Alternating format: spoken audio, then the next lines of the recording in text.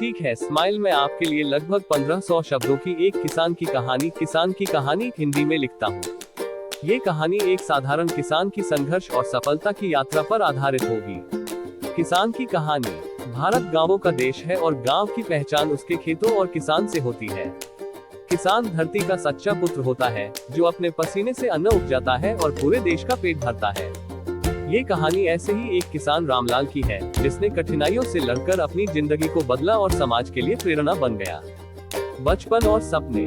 रामलाल का जन्म उत्तर प्रदेश के एक छोटे से गांव भदौरा में हुआ था। उसका परिवार बहुत गरीब था।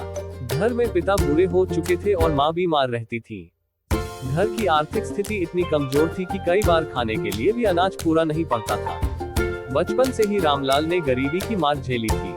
रामलाल पढ़ाई में अच्छा था, पर गरीबी के कारण 5वीं कक्षा के बाद उसकी पढ़ाई रुक गई। उसके मन में हमेशा एक सपना था कि वह अपने खेतों में खूब फसल उगाएगा और अपने गांव का नाम रोशन करेगा। संघर्ष की शुरुआत। पिता के पास मात्र 2 बीघा जमीन थी। उसी जमीन से पूरे परिवार का खर्च चलता था।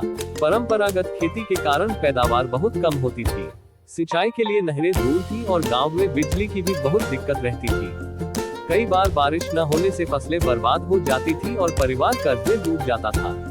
रामलाल बचपन से ही खेतों में पिता का हाथ बटाता था। वह देखता कि पिता कैसे बैलों से हल चलाते हैं, खेत में बीज बोते हैं और दिन रात मेहनत करते हैं। ये सब देखकर उसके मन में किसान जीवन की कठिनाई और महत्व दोनों बैठ गए। नई सोच की शुरुआत। एक दिन गांव में कृषि विभाग की ओर से एक कार्यशाला हुई। उसमें वैज्ञानिकों ने किसानों को आधुनिक खेती के तरीके बताए। उन्नत बीजों का इस्तेमाल, ड्रिप सिंचाई, जैविक खाद और फसल चक्र बदलने की तकनीक। रामलाल ने ध्यान से सब सुना। उसके मन में नई ऊर्जा भर गई। उसने निश्चय किया कि वह खेती में नई तकनीक अपनाकर कुछ नया करेगा। परिवार की परेशानी। जब उसने पिता को अपने विचार बताए तो उन्होंने कहा, बेटा, ये सब किताबों की बातें हैं, खेती तो बैल और हल से ही होती है। हमारे पास इतना पैसा कहाँ कि नए बीज और मशीन खरीदें। माँ ने भी डरते हुए कहा, बेटा, अगर फसल खराब हो गई तो हम भूखे मर जाएंगे। पर रामलाल ने ठान लिया था कि वह कोशिश जरूर करेगा। उसने गांव के सहकारी बैंक से छोटा सा लोन लिया और कुछ उन्नत बीज खरीदे। पहली कोशिश। रामलाल ने गेहूं की फसल में आधुनिक तरीके अपनाए।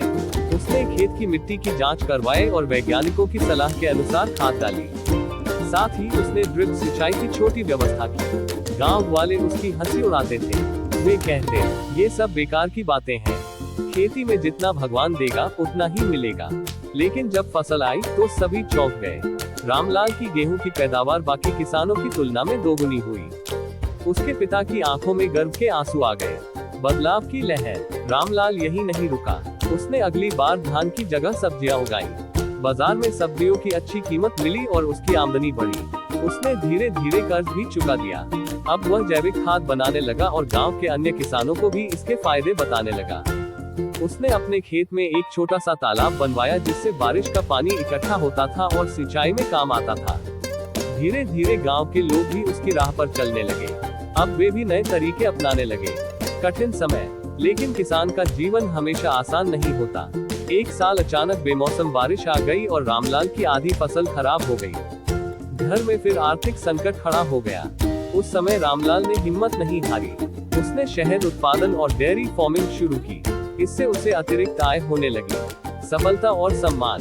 कुछ ही सालों में रामलाल का नाम पूरे जिले में प्रसिद्ध हो गया। कृषि विश्वविद्यालय ने उसे सर्वश्रेष्ठ प्रगतिशील किसान का पुरस्कार दिया।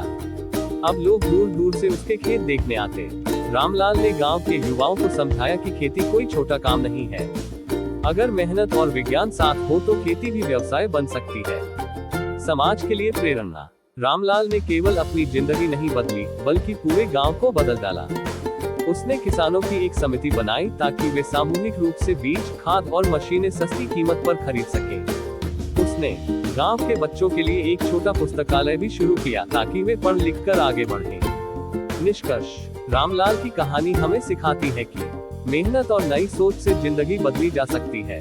खेती केवल परंपरा नहीं, बल्कि विज्ञान और व्यवसाय भी है। कठिनाइयां आती हैं, पर हिम्मत और धैर्य से उनका सामना किया जा सकता है। रामलाल आज भी अपने खेतों में पसीना बहाता है, पर अब उसकी मेहनत केवल परिवार के लिए नहीं, बल्कि पूरे समाज के लिए प्रेरणा बन चुकी है। ये कहानी लगभग 1500 शब्दों के आसपास